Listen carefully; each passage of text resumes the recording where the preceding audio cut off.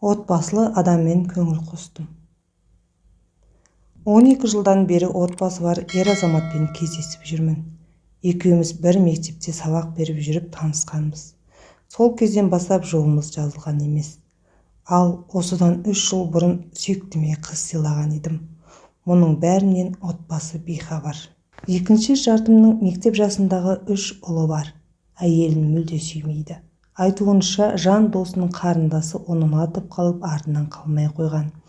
Бетін қайтаруға ұялғандықтан сүйіктім онымен кездесіп жүріпті. Қызды тастап кетіп досының көңілін қалдыруға жүрегі дауаламапты. Солай қаламаса да сүймеген жанға үйленуіне тура келген.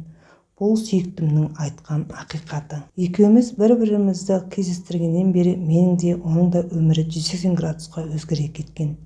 Әу баста екеуміз өзгелердің көзінен таса жерде, Алматыдағы жалдамалы пәтерлердің бірінде кездесе бастадық. Бос уақыт табыла қалса, оны бірге өткізуге тырысатын едік. Ал мұның барлығын оның әйелі білмейтін. Тіпті әлі күнге дейін сезіктенбейді де. Ал мен өзгелерден жасырынып өмір сүруден шаршадым. Мен де күйеуіммен қолтықтасып бірге қыдырғым келеді. Бір жастықта бірге ұйықтап, таңда бірге атырғым келеді. Біреудің күйеуіне көз салғанда осыны неге ойламадың дейтін боларсыздар. Айтайын, ол кезде бірге жүре бастаған сәтте махаббаттан басым айналып, моральды ойлайтын халім болмапты. Ал енді сүйіктімді өзге әйелмен бөлісуіме тура келеді. Мұны ойласам одан әрі жындана жаздаймын. Бірнеше жылдан бері ажырасуын өтініп келемін.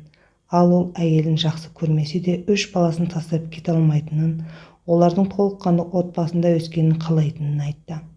Ал менің қызыма әке керек емес пе? Ол толыққанды отбасында өспеуі керек пе? Ата-анасы бірін-бірі сүймей қадірлемесе, ондай отбасыдан бала бақытты бола ма? Соңғы кездері екеуміз бір-бірімізді түсінуден қалдық. Бірақ төсекте менімен бірге тоят тапқан соң ба, әлде сезім бе қайта айналып келе береді. Тіпті ерте кірім келіп жүрген кезде де келсе де бас тартпаймын. Жиіркенбеңіздерші, ол үшін барлық амалын ойластырып қойғанбыз. Кейде әйеліне өзім-ақ барып бәрін айтсам ба деймін. Алайда бір жағынан қорқыныш, бір жағынан аяушылық сезімі жібермейді. Оны да аяймын. Ол да біреудің аялап өсірген қызы ғой. Менің де қызым өсіп келеді. Қызымның өмірінде мұндай жағдайдың болғанын қаламаймын. Ал мен ше? Өмірім не болмақ? Мен енді не істеймін? Ақыл қоссаңыздар. Ары қарай өмір сүру үшін араларыңызды отбасы істерін қарайтын психолог, коуч болса ақыл берсеңіздер екен, дейді автор. Өмірден сабақ алу үшін комментарийға өз пікірлеріңізді жаза кетіңіздер.